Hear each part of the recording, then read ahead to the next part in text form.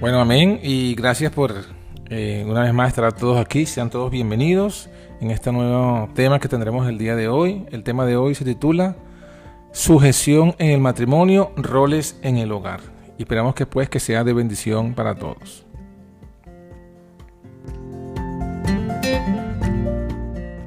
Comenzamos una vez más el estudio apelando a lo que está escrito en la palabra del Señor. Recordando lo que hemos estudiado desde el primer día, que hemos estudiado ese principio fundamental que el Señor estableció cuando dijo, no es bueno que el hombre esté solo, Génesis 2:18.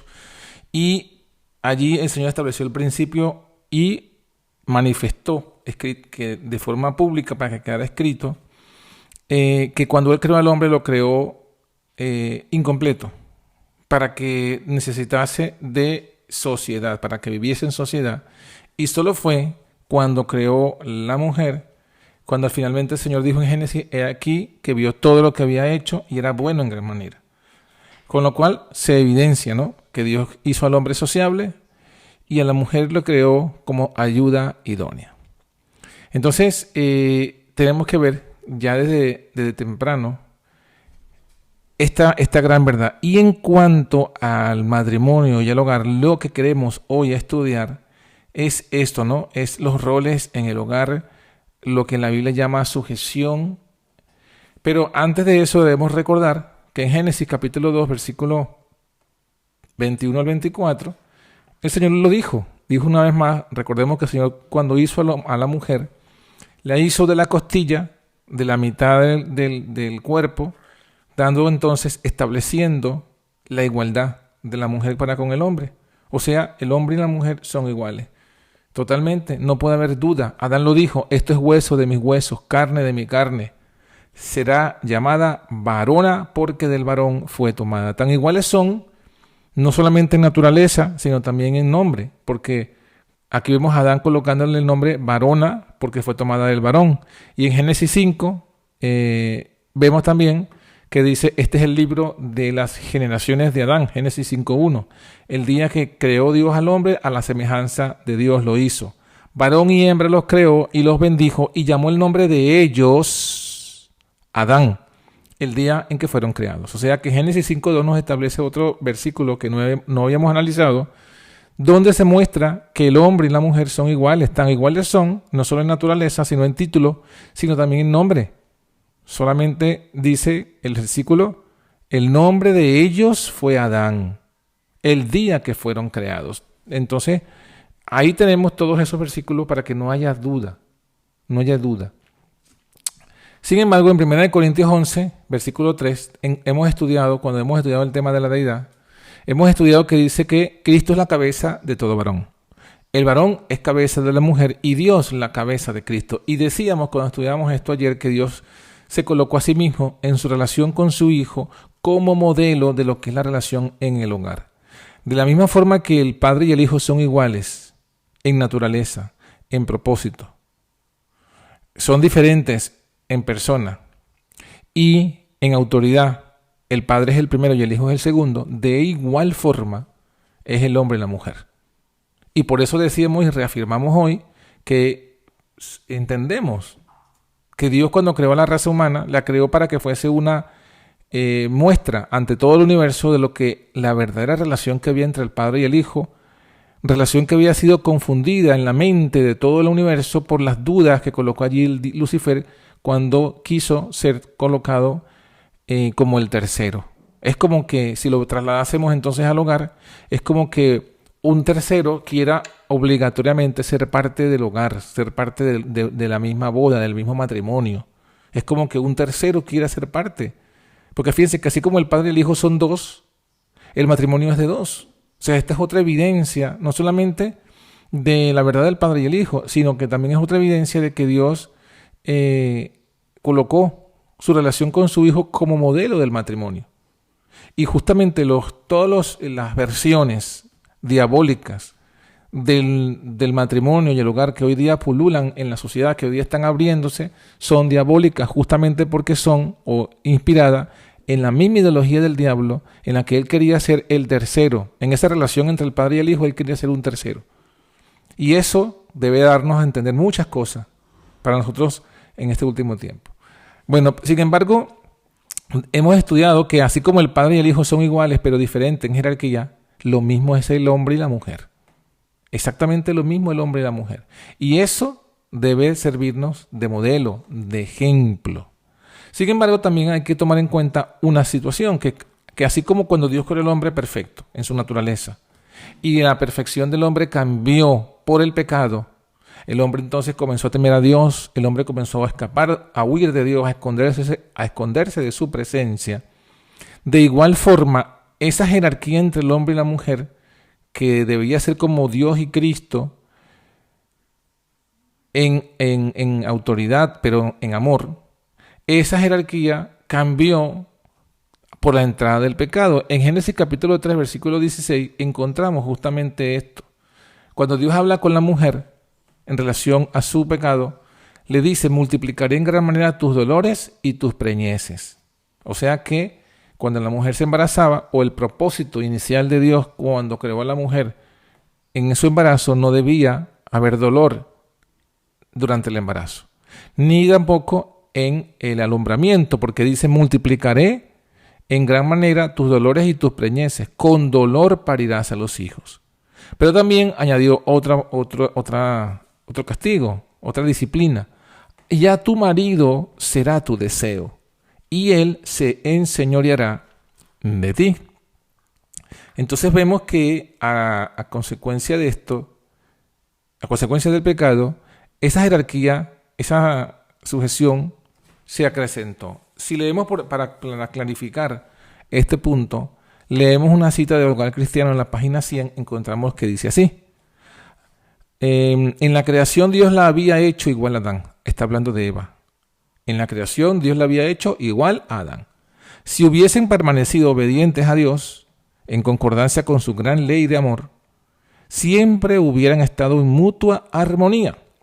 Pero el pecado había traído discordia, y ahora la unión y la armonía podrían mantenerse solo mediante la sumisión del uno o del otro. Y esto es un punto importante y clave en el hogar que debemos aprender todos los que estamos casados o los que queramos casarnos. ¿Qué cosa? Que esa armonía y esa felicidad en el hogar que Dios estableció dependía, ¿no?, de la obediencia.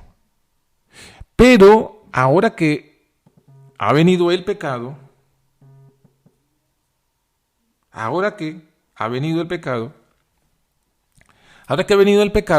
encontramos que dice la Escritura que ahora, para que haya esa armonía y esa felicidad, debe haber una sumisión de uno al otro.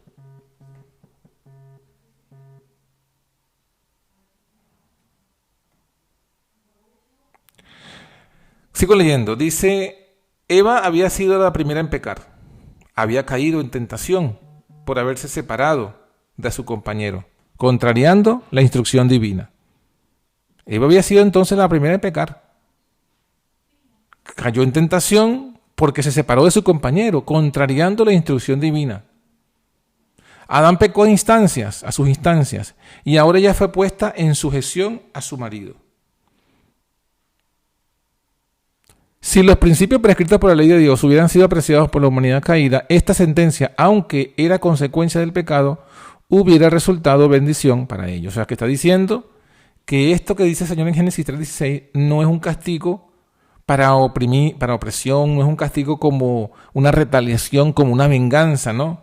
Sino que es como lo traduce, por ejemplo, mi versión, ¿no? Mi versión en Génesis 3:17 dice...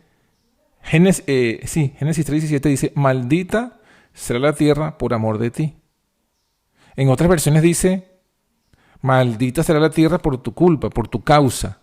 Pero me gusta esta versión porque aquí dice: maldita será la tierra por amor de ti. Es decir, Dios coloca esto no en venganza, sino por amor. Es una disciplina de amor. Y el objetivo de esta disciplina, de esta circunstancia, de este breve reordenamiento de entre Adán y Eva, y entre Adán y la naturaleza y la tierra, este reordenamiento minúsculo obedece a una disciplina.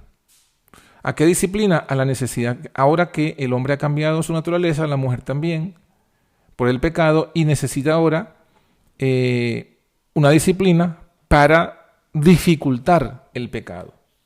Entonces, en este caso, la disciplina de la mujer también fue por amor a ella, y la disciplina consiste, como dice aquí en la Biblia y el testimonio, que ahora fue puesta a ella en sujeción a su marido.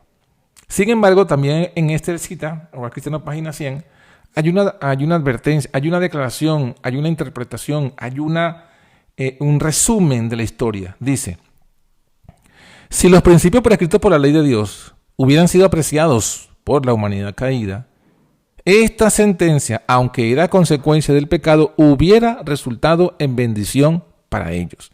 O sea que esta sentencia es una bendición si se aprecia en armonía con la ley de Dios. Continúo leyendo. Pero el abuso de parte del hombre de la supremacía que se le dio, a menudo ha hecho muy amarga la suerte de la mujer y ha convertido su vida en una carga. O sea que también denuncia aquí Elena de White, inspirada por el Señor, que el hombre ha abusado de esta supremacía, que el hombre se ha aprovechado de esta sentencia. Y en ese aprovechamiento injusto e impío ha amargado la vida de la mujer, la ha convertido su vida en una carga, y yo agregaría, y ha empujado a muchas mujeres a aborrecer a Dios y a su palabra. Y yo creo que esa es la consecuencia del feminismo. O sea, la consecuencia del feminismo es esto, es el abuso que ha hecho el hombre de esa supremacía que Dios estableció. Si el hombre lo hubiese tomado en su justa medida, con amor y en armonía con los principios de la ley divina, como aquí dice Elena de White, en lugar de haber surgido el feminismo, hubiese sido la mujer, hubiese sido objeto de esa disciplina con amor y hubiese sido más bien una bendición. Pero el hombre mismo la ha convertido en una maldición. Pero eso tampoco echa por tierra el principio bíblico. Y ahí es cuando nos corresponde tanto al hombre como a la mujer, cristianos, nos corresponde encontrar ese equilibrio. El equilibrio entre no irnos al abuso de parte del hombre. El hombre no abusar de esa autoridad. Y a la mujer no verse obligada a menospreciar esa autoridad. De todas maneras, vamos a ir leyendo más versículos que nos van a ir alumbrando más sobre este punto. ¿Sí? ¿Qué más cuando ahora entramos en el matrimonio? Este principio aplica. ¿Y cómo nos dicen, qué más nos dice la palabra al respecto de cómo debe ser esa sujeción, la palabra inspirada? Porque solamente hemos leído Génesis 3, 16, y todavía no hemos quizás encontrado, y hemos leído 1 Corintios, pero en esos versículos que hemos leído solo se enfatiza pues, que sí, que el hombre es cabeza de la mujer. Pero ¿cómo colindar eso con la igualdad? Ya lo vimos. Así como Dios y Cristo son iguales, pero el Padre es cabeza de Cristo, de igual forma el hombre. Pero hay más textos que nos ayudarán a comprender. En Efesios capítulo 5, versículo 22 al 24, hay una instrucción para las mujeres. Dice: las casadas estén sujetas a sus propios maridos como al Señor. Porque el marido es cabeza de la mujer, así como Cristo es cabeza de la iglesia. Y Él es el que da la salud al cuerpo. Así que, como la iglesia está sujeta a Cristo, así también las casadas lo estén a sus maridos en todo. Entonces, aquí, en el Nuevo Testamento, el apóstol inspirado nos dice que esta sentencia de Génesis sigue vigente aún después de la muerte de Cristo en la cruz. O sea que esto no fue abolido. O sea, las casadas deben estar sujetas a sus maridos. Pero dice, como al Señor. O sea, como les leíamos en estos días, este versículo lo que está diciendo es que no es que el marido sustituye al Señor. Y ahora la mujer solo está sujeta a su marido y debe obedecer todo lo que el marido lo diga como si el marido fuese un Dios. No, dice, las casadas estén sujetas a su marido, pero también recuerden que están sujetas al Señor. Lo mismo que se dice, o sea, podemos aplicar el mismo principio que se dice de los hijos, ¿no? Hijos, obedeced en el Señor a vuestros padres. Bueno, es lo que está diciendo aquí, en Efesios 5:22. Las mujeres deben estar sujetas a su marido en el Señor. O sea, mientras tanto que su marido no exija algo que vaya contra la ley de Dios, que vaya contra el Señor, contra la voluntad de Dios, en ese sentido la mujer tiene que sujetarse a su marido. Pero si el marido exige algo que está en pugna con algún principio del Señor, de la ley del Señor, con la voluntad del Señor, entonces debe aplicar lo mismo que aplicamos, o lo mismo que dijo Pedro y Juan ante el concilio de Sanedrín, cuando les prohibieron hablar de Cristo.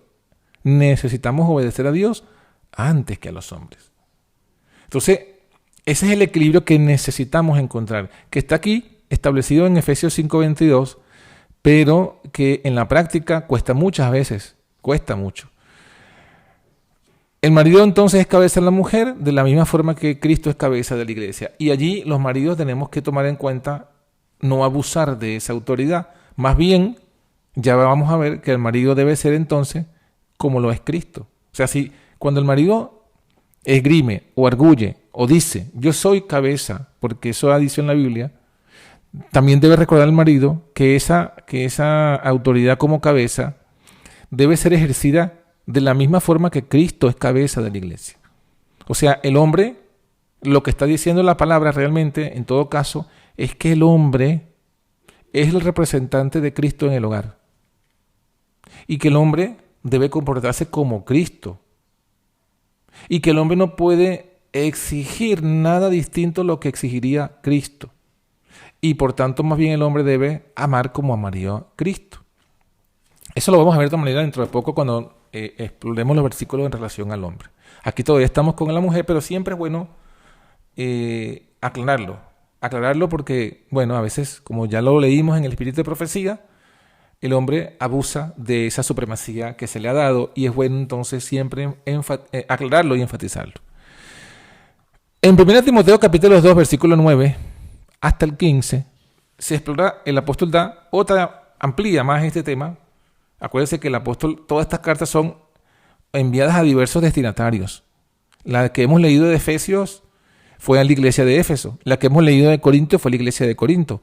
Esta que vamos a leer se la envía a Timoteo, quien es siervo, consiervo, obrero, joven ministro, y él lo está instruyendo en cómo debe llevarse en la iglesia, cómo debe instruir a los hermanos. Y esto que vamos a leer es la instrucción que le da Pablo, inspirado por Dios, a Timoteo, de cómo debe instruir a las mujeres de su iglesia. Le dice, asimismo también las mujeres deben ataviarse en hábito honesto, con vergüenza, con modestia, no con cabellos encrespados, u oro o perlas o vestidos costosos, sino de buenas obras, como conviene a mujeres que profesan piedad. O sea, le está diciendo a Timoteo, instruye a las mujeres cómo deben ataviarse cuando van a la iglesia. Y obviamente los principios de cómo deben ataviarse en general en su vida cristiana. ¿Cuáles son los principios? Bueno, ahí están. Ataviándose en hábito honesto, con vergüenza y modestia. Esos son los dos principios fundamentales que deben regir en la vestimenta, tanto de la mujer como también del hombre. Pero obviamente como las mujeres tienen una especial tentación en ese punto, por eso es el énfasis. Pero eso no quiere decir que el hombre pueda ir vestido con desvergüenza y con orgullo. No, también debe ser vestido con vergüenza y modestia. Debe, en lugar de eso, dice el versículo 10, debe vestirse de buenas obras como conviene a mujeres que profesan piedad. La mujer aprende en silencio, dice el versículo 11, con toda sujeción, porque no permite a la mujer enseñar ni tomar autoridad sobre el hombre, sino estar en silencio. Porque Adán fue formado el primero, después Eva.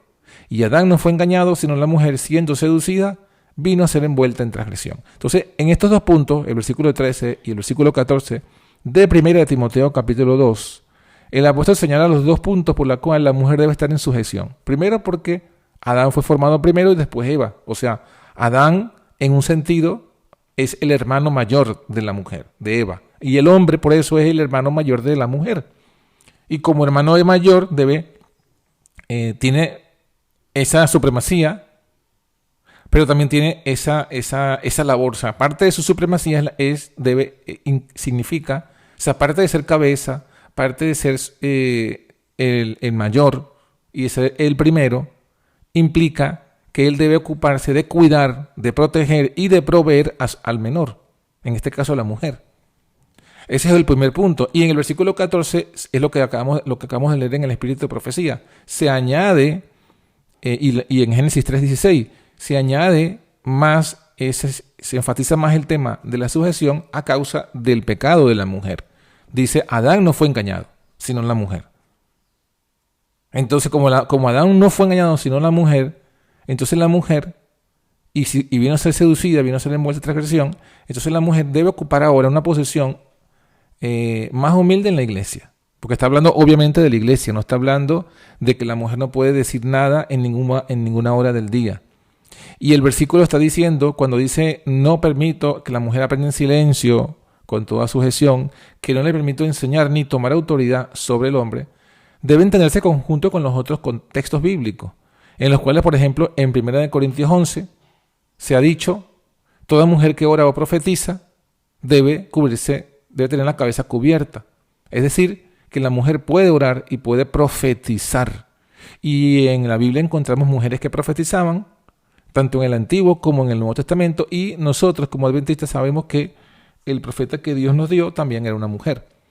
Entonces, cuando aquí dice no permite a la mujer enseñar ni tomar autoridad sobre el hombre, no se refiere entonces a ese tipo de enseñanza o a ese tipo de comportamiento que hace un profeta o que hace una mujer cuando ora. Está hablando de otro tipo de reuniones. En la reunión de adoración, ya sea entre semana, ya sea el sábado, en reuniones de adoración, la mujer puede y debe orar y profetizar. No debe estar en silencio en ese contexto. Entonces, ¿en qué contexto se aplica esto? Se aplica en el contexto de las reuniones de gobierno de la iglesia. Porque justamente el énfasis del versículo es la mujer no puede tomar autoridad sobre el hombre. Porque ¿quién es la autoridad? El hombre, la cabeza es el hombre. Entonces la mujer no puede buscar de ejercer esa autoridad que le pertenece al hombre. Por tanto, en las reuniones de gobierno de la iglesia es donde la mujer no debe participar. Pero el punto aquí ahorita, el énfasis es en la evidencia bíblica donde se menciona que las dos razones por las cuales la mujer está en sujeción al varón. Primero, porque el hombre fue formado primero, la mujer después. Y segundo, porque el hombre no fue engañado, sino que fue la mujer la que fue envuelta en transgresión. Pero aquí mismo, en el versículo 15, Pablo le dice a Timoteo cómo debe ser el principal ministerio de la mujer. Dice, se salvará engendrando hijos si permaneciere en la fe, la caridad, la santidad con modestia. Indudablemente, desde el punto de vista lógico y biológico, esta función de engendrar hijos se la dio Dios a la mujer.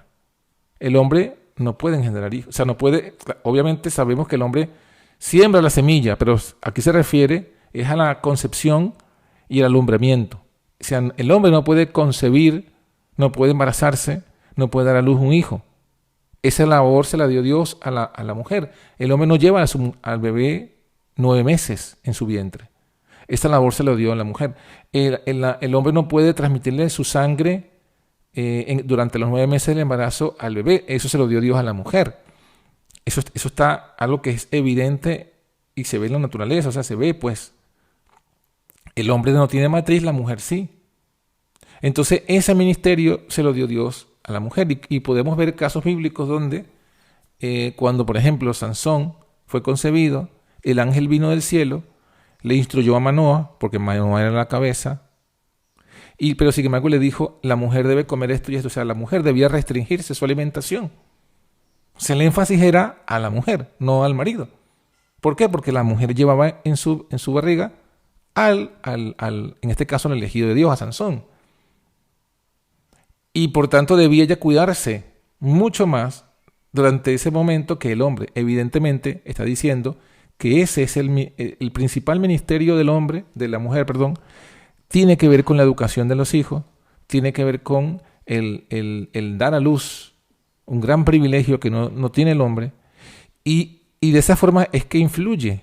Ya lo hemos estudiado cuando hicimos la semana de oración sobre el tema de la educación de los hijos. La mayoría de los casos que vimos y que aparecen en la Biblia justamente van en ese sentido, que los grandes hombres que aparecen en la Biblia y que son admirados, inclusive por mucha gente no creyente, Moisés, Samuel, David, etc., fueron lo que fueron porque tuvieron unas madres de fe que ejercieron su fe en la instrucción de sus hijos y los encaminaron a ser los hombres que fueron. Y eso no en ningún sentido podría atribuirse a los padres, al varón. Obviamente que tuvieron una influencia, pero su influencia fue mucho menor que la que tuvieron las madres en esos hombres.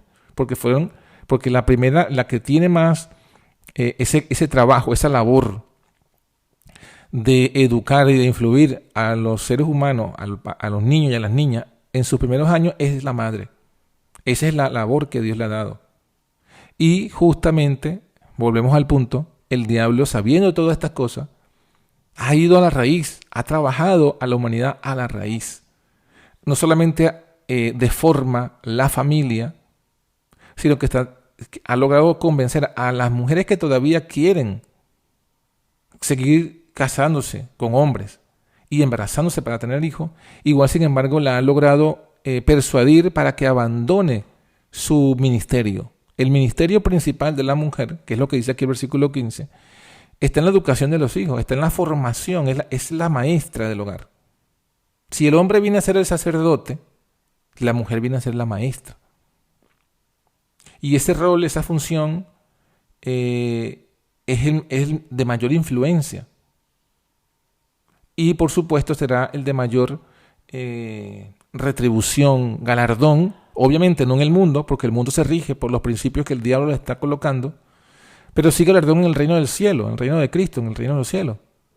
Más bien los gobiernos del mundo están trabajando, inspirados por el enemigo, para socavar, y lo han logrado, y están al punto, han logrado esto, que ahora mayoritariamente las mujeres, por lo menos en estas sociedades en las que vivimos aquí, lo primero que piensan es en abortar.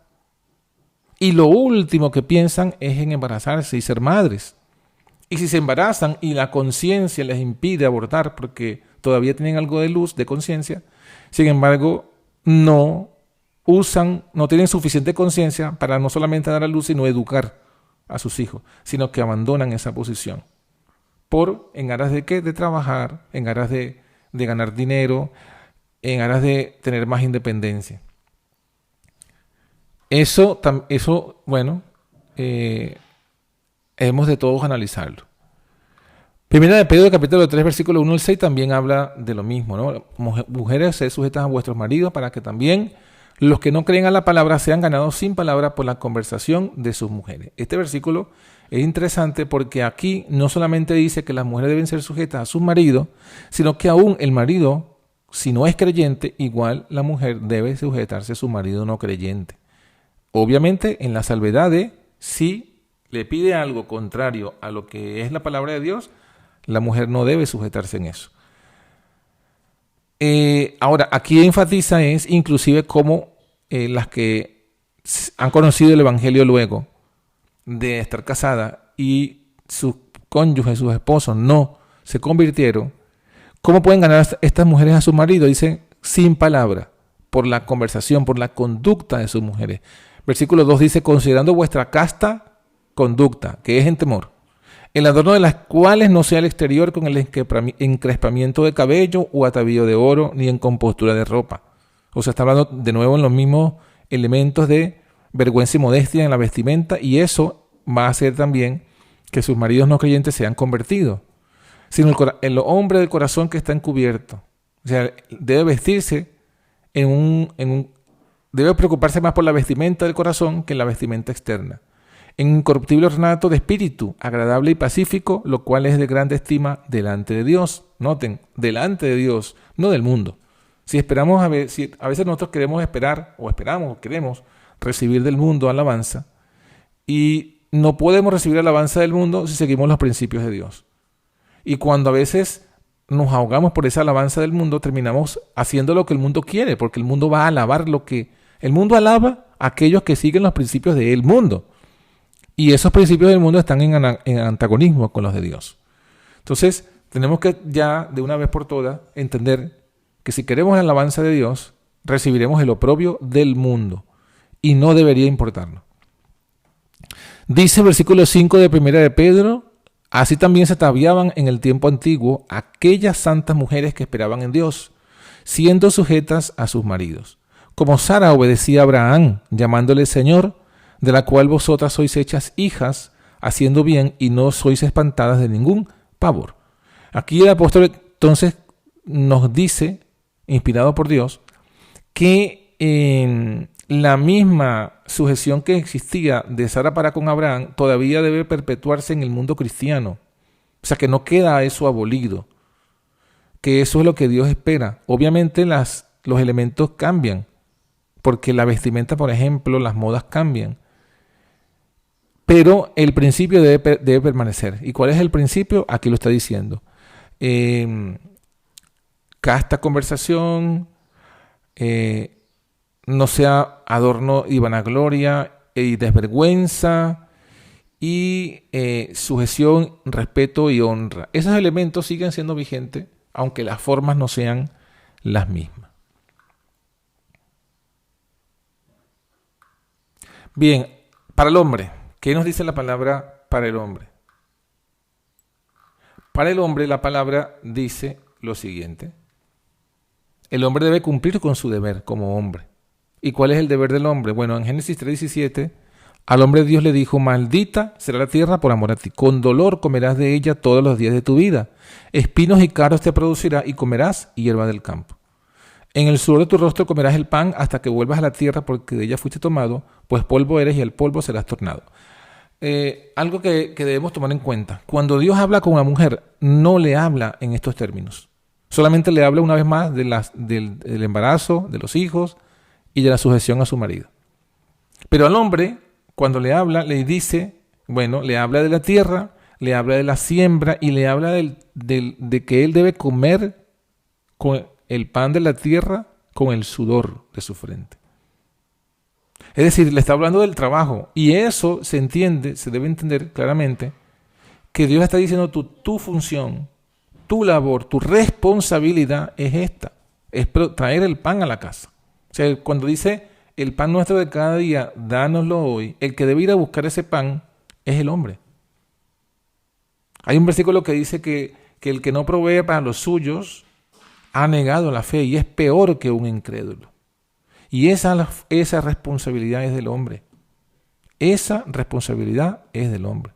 Por lo cual, cuando el hombre impulsa a su mujer a trabajar fuera de casa, está haciendo un abuso primero de su autoridad y está menoscabando el ministerio que Dios le ha dado a su mujer, porque el ministerio de la mujer es en el hogar, educando a los hijos. Pero ¿cómo va a educar a los hijos si sale a trabajar? ¿Cómo va a atender el hogar si sale a trabajar? Entonces, cuando el hombre hace eso, está faltando él mismo a su deber. Y justamente por eso es que también han ocurrido todas estas cosas. Todo este feminismo, todas estas ideas contrarias a la Biblia, es culpa del hombre, porque el hombre ha faltado a su deber, ha faltado a su responsabilidad, a la que Dios le ha establecido. Entonces, claro, en ese sentido, uno ve a veces mujeres que son abandonadas por sus maridos, son embarazadas y abandonadas, o los hombres están pero no cumplen nada, no hacen nada, no buscan un trabajo, no buscan la forma de subsistir su hogar. Y bueno, toda esa negligencia del hombre hace que la mujer tenga que hacer algo, porque si no, ¿qué hace? ¿Se mueren de hambre? Entonces allí la culpa es del hombre que se ha convertido pues en un pusilánime y no ha respondido con el deber, con el compromiso que Dios lo estableció. Ese es el rol que Dios le dio al hombre. Esa es la responsabilidad. Ese es su deber. En Efesios 5 también, 5:25, después que habla de los deberes de la mujer, el apóstol también habla de los deberes del hombre. Dice: maridos, amad a vuestras mujeres, como Cristo amó la iglesia y se entregó a sí mismo por ella. Entonces aquí también está otro elemento de la responsabilidad del hombre, el amar a sus mujeres. Al punto, atención, al punto de, si hace falta, dar su vida por ella. O sea que a la hora, supongamos, ese dicho de que las mujeres y los niños primero, eso es bíblico. Porque el hombre debe dar preferencia a la mujer. ¿En qué? Bueno, en lo que es la necesidad, la alimentación, su vida y el amor. Es lo que estamos aquí leyendo. Jesucristo, ¿qué hizo por la iglesia? Se entregó a sí mismo por ella. Se entregó por ella. Y lo sabemos, le entregó en la cruz, dio su vida para que la mujer pudiera vivir, la iglesia. ¿Y eso qué significa? Que el hombre tiene que dar su vida si es necesario para que viva su mujer. No solamente para que viva, sino dice aquí, versículo 26, para santificarla. O sea, que el hombre debe procurar la santidad de su esposa. El 28, así también los maridos deben amar a sus mujeres como a sus mismos cuerpos. Ya lo hablamos ayer. El que ama a su mujer, a sí mismo se ama. Ninguno jamás aborreció a su propia carne, antes la sustenta y la cuida, como también Cristo a la iglesia. Aquí el versículo 29, si no lo hemos entendido en los versículos anteriores, el 29 es mucho más claro. Está hablando de la responsabilidad del hombre para con la mujer y dice que el hombre debe sustentar y cuidar. Dos palabras clave. Sustentar es proveer y cuidar es seguridad. Sustentar es proveer alimentación, ropa, casa, todo eso.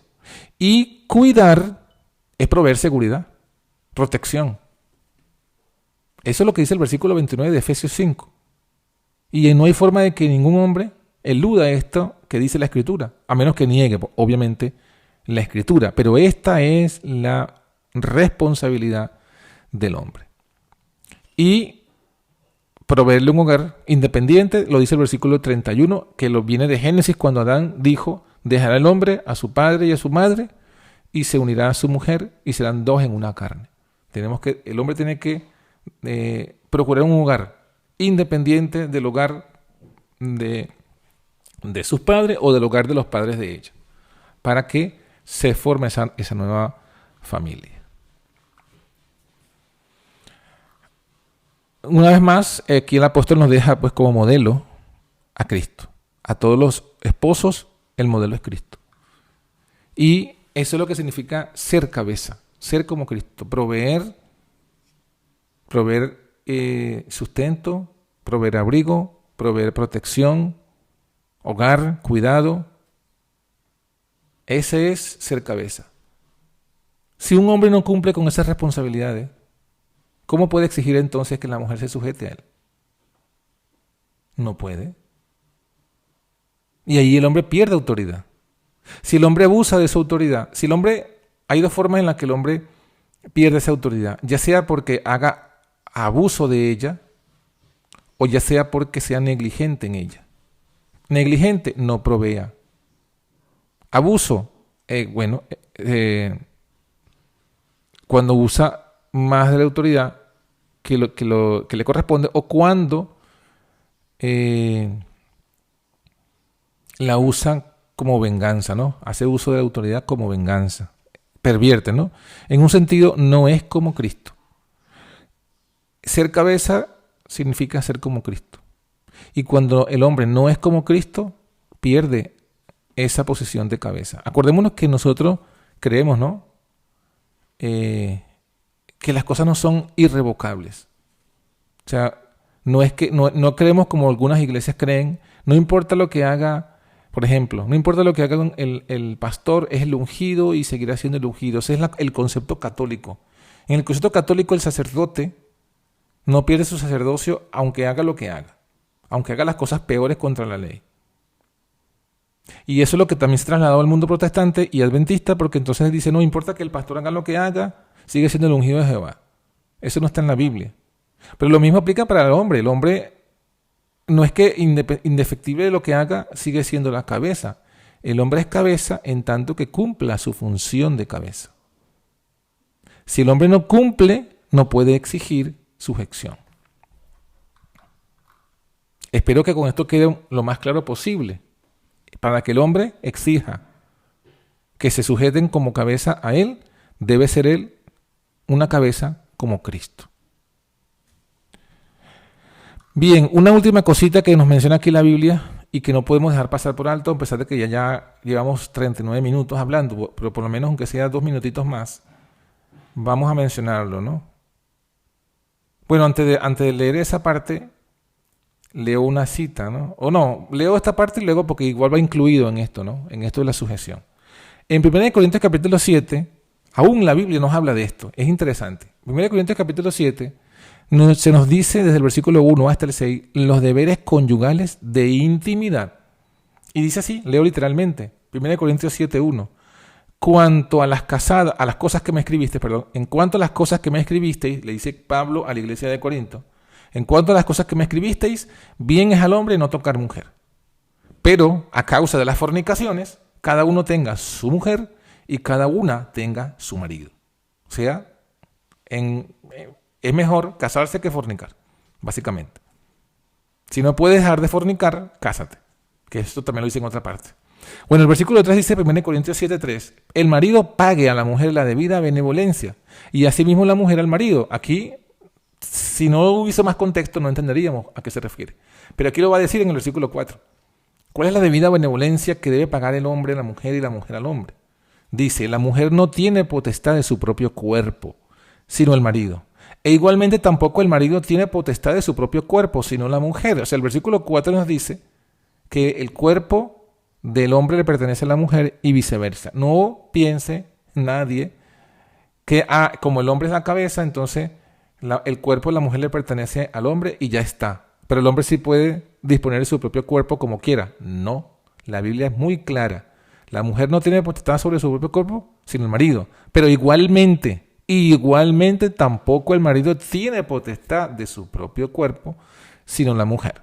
Versículo 5, no os defraudéis el uno al otro. Es decir, no se nieguen, dicen otras versiones. Está hablando del aspecto físico, de la intimidad sexual. No se nieguen el uno al otro, a no ser por algún tiempo, de mutuo consentimiento. O sea, aquí tiene que haber el consentimiento.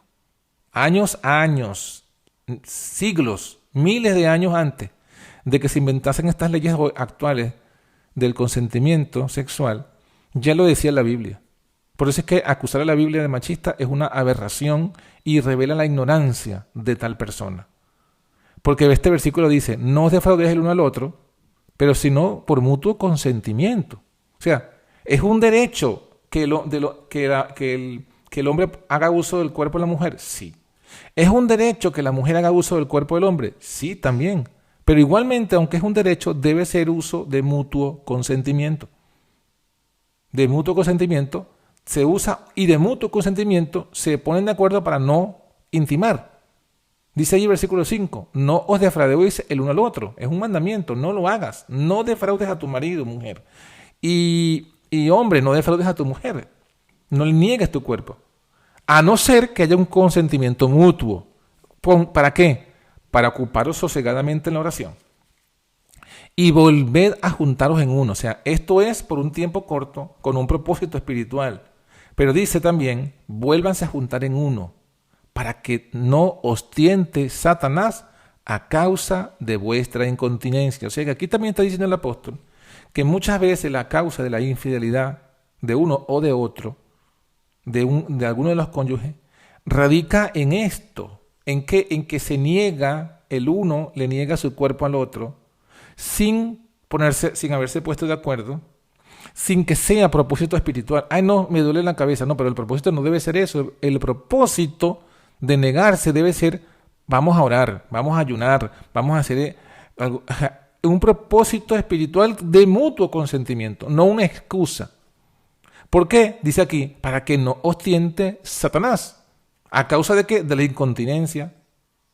O sea que evidentemente, si yo niego mi cuerpo a mi cónyuge, y lo hago por mucho tiempo, y lo hago sin consentimiento, y lo hago no porque estoy ocupado en la oración, o sea, en la parte espiritual, estoy colocando a mi pareja en las manos del diablo para que el diablo lo tiente. Y luego, ¿qué pasa? Vienen los lamentos, pero hay que buscar la responsabilidad y a veces no son individuales. No es que él es el culpable. A veces buscamos en el otro la culpabilidad. ¿Y mi parte?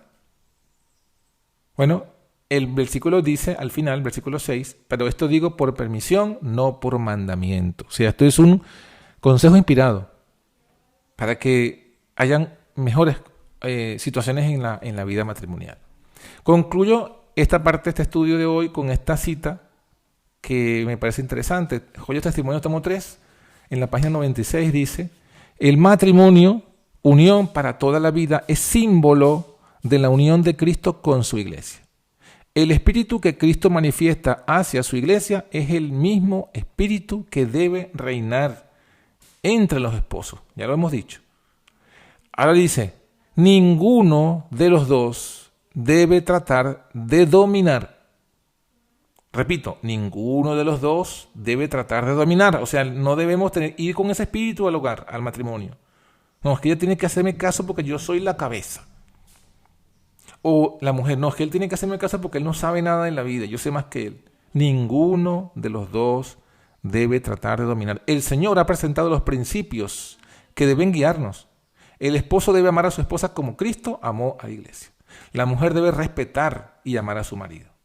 Ambos deben cultivar un espíritu de bondad y estar bien resueltos, bien decididos a nunca perjudicarse ni causarse pena el uno al otro.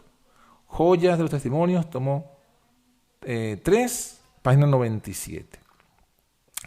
Perdón. Sigo leyendo, ¿no? Es que lo separé aquí. La cita continúa. Sigo leyendo. Hermanos míos, esto lo dice ya, esto fue parte de una carta que escribe. Dice, hermanos míos, ambos, le escribe a una pareja, ambos tenéis una voluntad fuerte. Esto es importante que lo entendamos.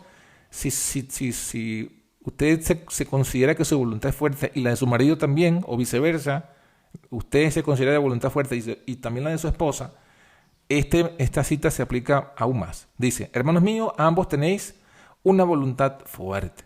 Podéis hacer de ella una gran bendición o una gran maldición para vosotros y para aquellos con quienes tengáis relaciones.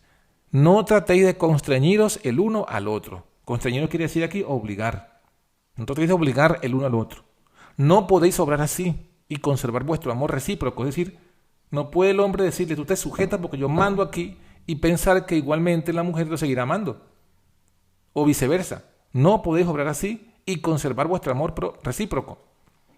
Las manifestaciones de la propia voluntad destruyen la paz y la felicidad de la familia.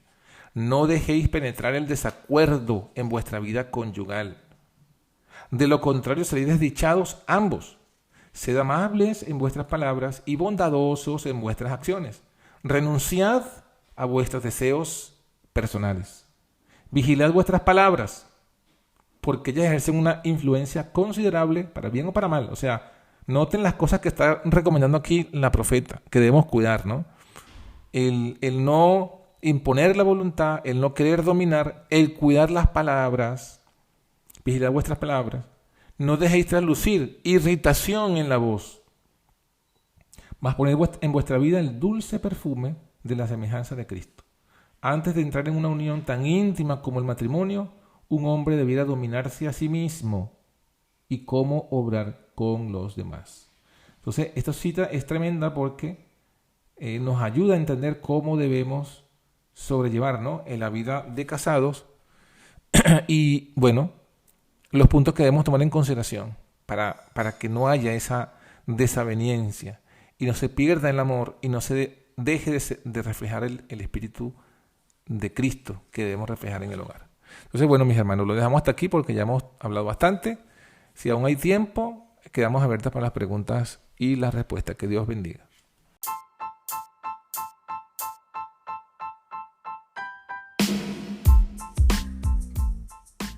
Y así finaliza por hoy nuestro podcast.